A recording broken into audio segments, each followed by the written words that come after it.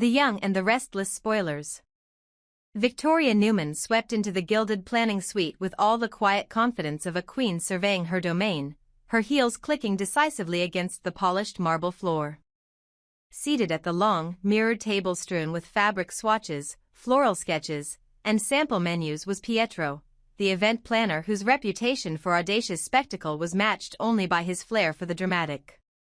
Victoria paused at the entrance, letting her gaze drift over the opulent spread, a riot of color and elegance, before focusing on Pietro's eager face. "Pietro," she began, voice steady yet earnest, "I want this celebration for my mother to be more than a party. Nikki deserves an experience befitting the queen she is. I need you to pull out every stop you have." Pietro's eyes gleamed, as though he already pictured fireworks cascading over the Newman estate or acrobats somersaulting through the rose-draped courtyard. Without missing a beat, Pietro rose and clasped her hands between his. "Victoria, I promise you, this will be unlike anything Genoa City has ever seen."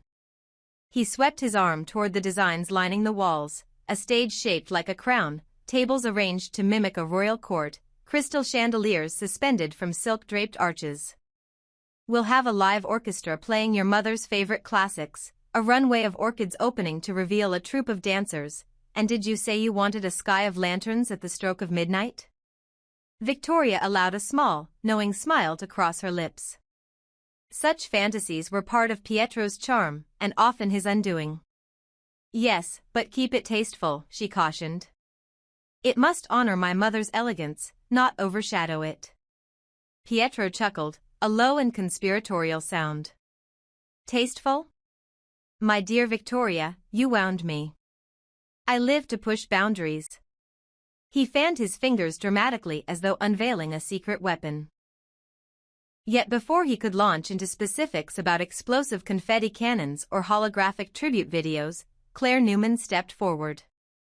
Poised, diplomatic, and impeccably styled, Claire placed a gentle hand on Pietro's arm.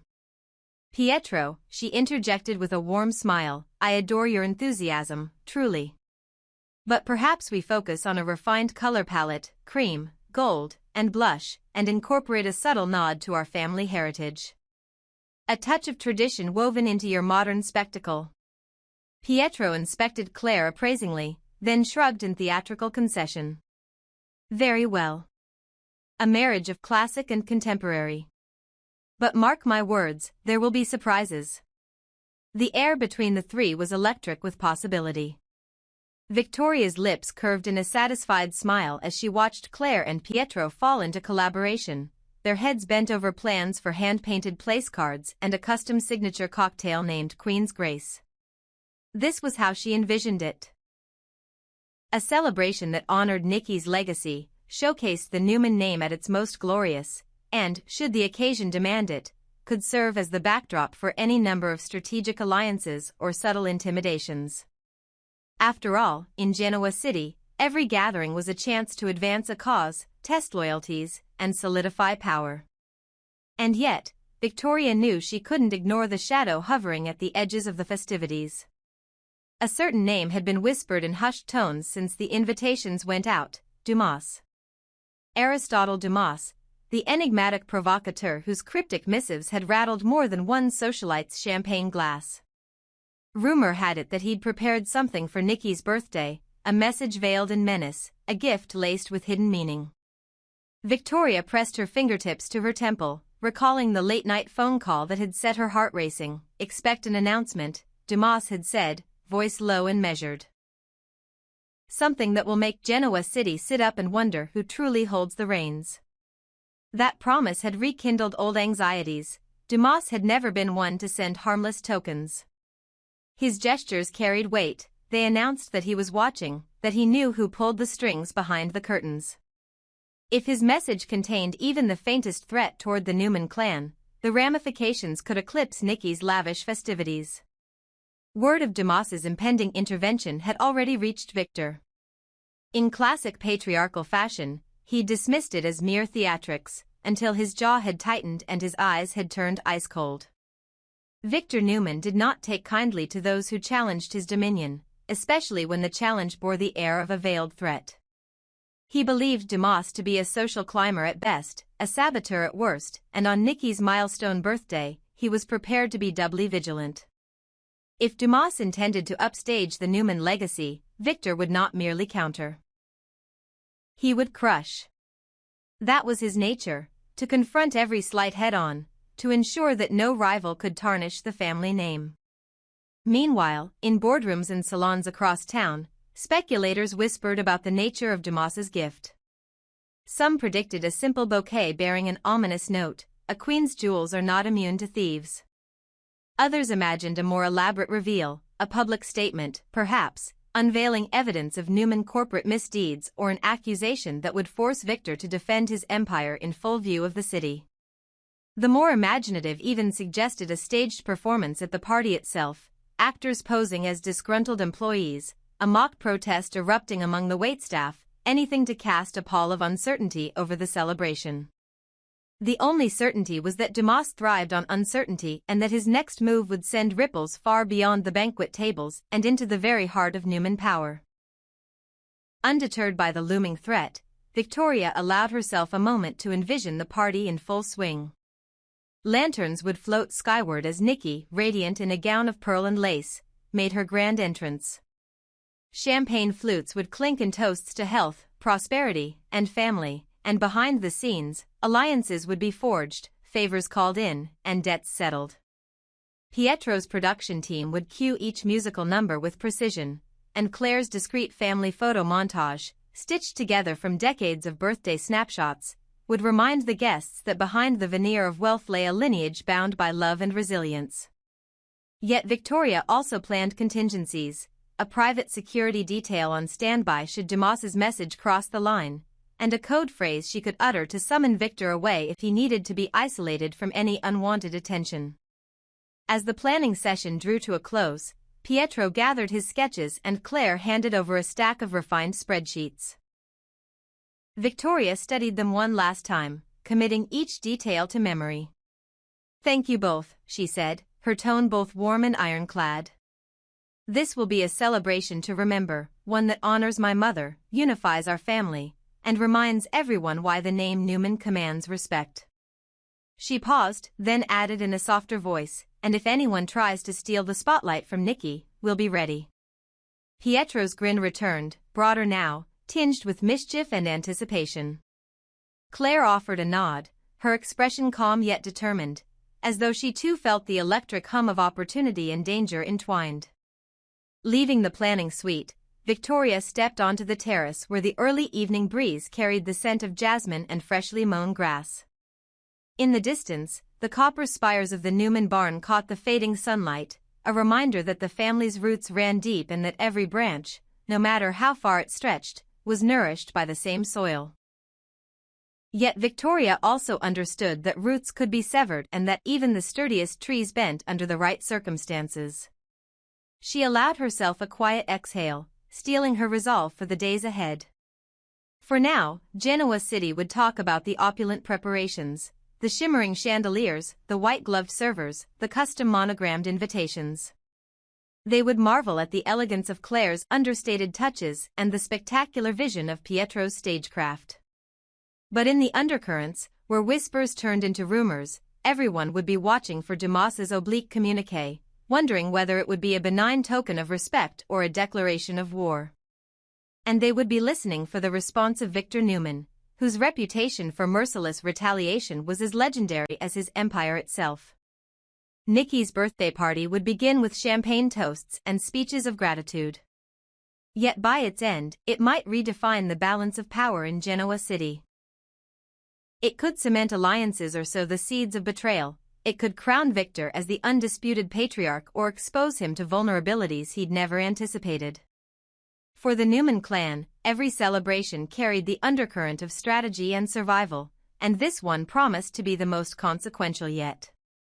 As the last rays of sun dipped below the horizon and the estate lights blinked on, Victoria felt the thrill of anticipation surge through her veins. The stage was set, the players were in position, and the final act loomed. And when the curtain rose on Nikki's grand soirée, Genoa City would discover whether Dumas's shadow would eclipse the Newman legacy or merely highlight its brilliance. Either way, no one would forget what transpired on that fateful night. The tension at Jabot Cosmetics had reached a fever pitch by the time Jack Abbott and Diane Jenkins strode into the sprawling downtown office, the steel and glass atrium echoing with the muted hum of printers and the distant clatter of keyboards. Behind them, the polished conference room doors swung shut like a guillotine, sealing in the gravity of their shared purpose, to devise a strategy so cunning that even the merciless Victor Newman would think twice before launching his next assault on their family empire. Jack's crisp navy suit and Diane's tailored ivory blazer seemed almost ceremonial, a uniform for warriors preparing to defend their fortress. As they took their seats at the gleaming mahogany table, Jack tapped a neat stack of financial reports and competitor analyses he'd compiled over the weekend. Diane, ever the tactician, unfolded a color-coded organizational chart of Newman Enterprises' board, complete with voting patterns, alliances, and vulnerabilities. There would be no half measures today.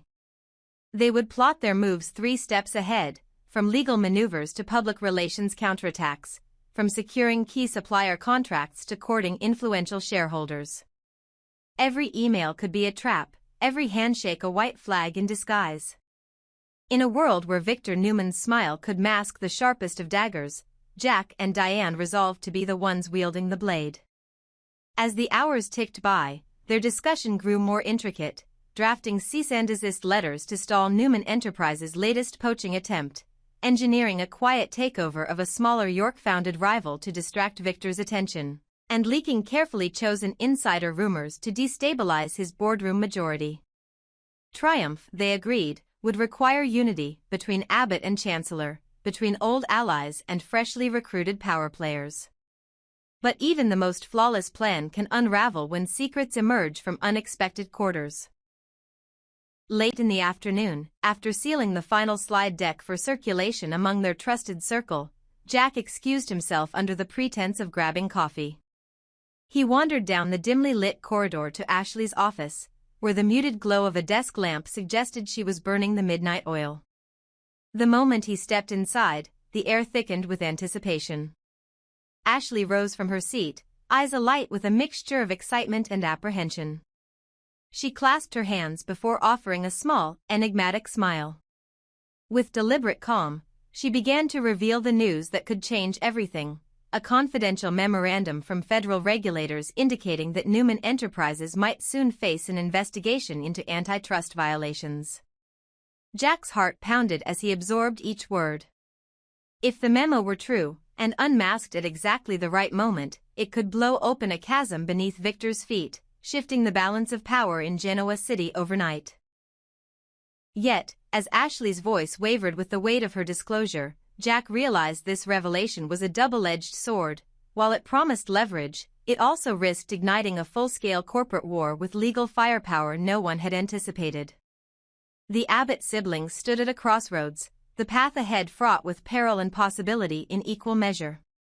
Meanwhile, in a sun-dappled corner of Chancellor Park, Kyle Abbott and Claire Grace sought solace from the storm swirling around their families by treating young Harrison to an afternoon of carefree laughter and innocent adventures. The trio ambled along the winding brick pathways lined with rose bushes and wrought iron benches, Kyle's arm draped protectively around Harrison's shoulders. Claire, radiant in a light summer dress, tilted her head to watch the boy chase after a fluttering butterfly, her heart softening at the sight of his unbridled joy. But beneath the veneer of pastoral bliss lay an undercurrent of fear. Kyle's recent legal skirmishes with Newman Enterprises had left him wary, and he carried secrets that he was not yet ready to share with his son, or perhaps himself. That secret, Kyle knew, would shatter Harrison's world if it emerged too soon. As they paused at the playground, Harrison clambered into the swing set, pleading for one more push. Kyle obliged, pumping his legs with steady rhythm, all the while rehearsing the words that he feared most, the truth about his and Claire's precarious standing, the betrayals that had embroiled their families, and the possibility that their love might not withstand the wrath of Victor Newman. Harrison's laughter rang out like tiny bells, piercing the tension in Kyle's chest. When Harrison finally collapsed into Kyle's arms, breathless from exertion, Kyle knelt to meet his eyes, reluctant to break the moment's magic. Yet Harrison looked up with wide, trusting eyes and asked, "Daddy, are you okay?" The simple question struck Kyle like a thunderbolt. Could he bear the disappointment in his son's gaze if he confessed that Daddy's battles might cost them security and peace? Kyle closed his eyes, swallowing the lump in his throat, and forced a reassuring smile, even as his heart quailed at the storm gathering on the horizon. Back at Jabot, as dusk settled over the city skyline, Jack and Diane reconvened in the shadowy boardroom, their faces illuminated by the glow of laptops and the intermittent flash of incoming emails. The regulator's memo was now pinned at the top of their digital briefings, an explosive revelation that required immediate action. They weighed their options: public preemptive disclosure to gain the moral high ground, or clandestine negotiations behind closed doors to leverage the threat against Victor. Time was their greatest enemy. Any misstep could allow Newman Enterprises to bury the story or retaliate with equal ferocity. Meanwhile, across town, Victor Newman sat in his private study, nursing a glass of aged bourbon as he sketched out his own contingencies, oblivious to the exact nature of Jabot's discoveries but sensing every tremor in Genoa City's power structure. His instincts told him that Jack and Diane were stirring the pot, and that unseen forces were aligning against him. He would not be outmaneuvered, not by his children, not by his rivals. As the night deepened, each faction, Abbott, Chancellor, Newman, Grace, prepared for the next act in a drama that would test loyalties, expose hidden agendas, and redefine the meaning of family. For in Genoa City, allegiances shift like shadows, and the only certainty is that none of them will emerge unscathed.